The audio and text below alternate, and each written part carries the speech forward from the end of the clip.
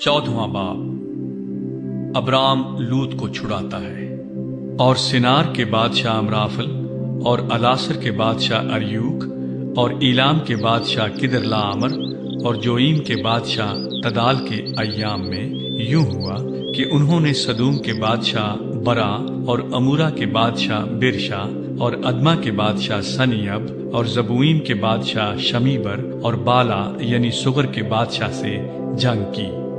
یہ سب سدیم یعنی دریائے شور کی وادی میں اکٹھے ہوئے۔ 12 برس تک وہ کدرلاامر کے مطیع رہے، پر 13ویں برس انہوں نے سرکشی کی۔ اور 14ویں برس کدرلاامر اور اس کے ساتھ کے بادشاہ آئے، اور رفائیم کو استارات کرنیم میں اور زوزیوں کو حام میں اور ایمیم کو سبی کریتیم میں اور ہوریوں کو ان کے کوہ شعیر میں مارتے مارتے ایل فاران تک جو بیابان سے لگا ہوا ہے آئے۔ پھر وہ لوٹ کر عین مسفات یعنی قادس پہنچے اور امالیکیوں کے تمام ملک کو اور اموریوں کو جو حسیسون تمر میں رہتے تھے مارا۔ تب سدوم کا بادشاہ اور امورا کا بادشاہ اور ادما کا بادشاہ اور زبوئیم کا بادشاہ اور بالا یعنی سگر کا بادشاہ نکلے، اور انہوں نے سدیم کی وادی میں مار کا آرائی کی، تاکہ ایلام کے بادشاہ کدرلاامر اور جوئیم کے بادشاہ تدال اور سنار کے بادشاہ امرافل اور الاصر کے بادشاہ اریوک سے جنگ کریں۔ یہ 4 بادشاہ ان 5 کے مقابلے میں تھے، اور سدیم کی وادی میں جا بجا نفت کے گڑھے تھے، اور سدوم اور امورا کے بادشاہ بھاگتے بھاگتے وہاں گرے، اور جو بچے پہاڑ پر بھاگ گئے۔ تب وہ سدوم اور امورا کا سب مال اور وہاں کا سب اناج لے کر چلے گئے، اور ابرام کے بھتیجے لوط کو اور اس کے مال کو بھی لے گئے، کیونکہ وہ سدوم میں رہتا تھا۔ تب ایک نے جو بچ گیا تھا جا کر ابرام عبرانی کو خبر دی، جو اسکال اور انیر کے بھائی ممرے اموری کے بلوتوں میں رہتا تھا، اور یہ ابرام کے ہم عہد تھے۔ جب ابرام نے سنا کہ اس کا بھائی گرفتار ہوا، تو اس نے اپنے 318 مشاق خانہ زادوں کو لے کر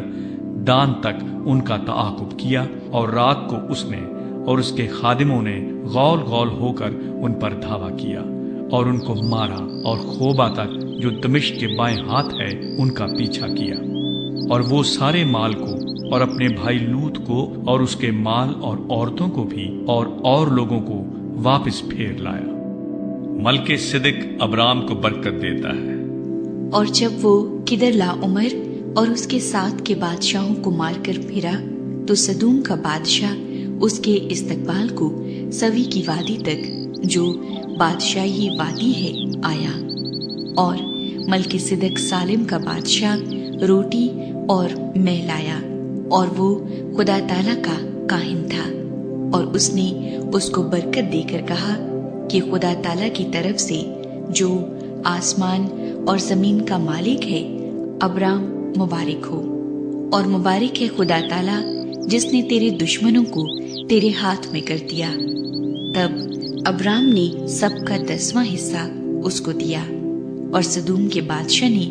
ابرام سے کہا کہ آدمیوں کو مجھے دے دے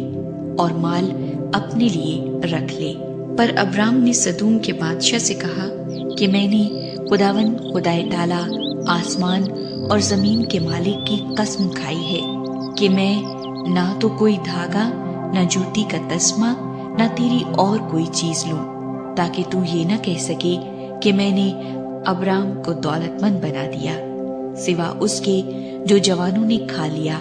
اور ان آدمیوں کے حصے کے جو میرے ساتھ گئے۔ سو انیر اور اسکال اور ممرے اپنا اپنا حصہ لے لیں۔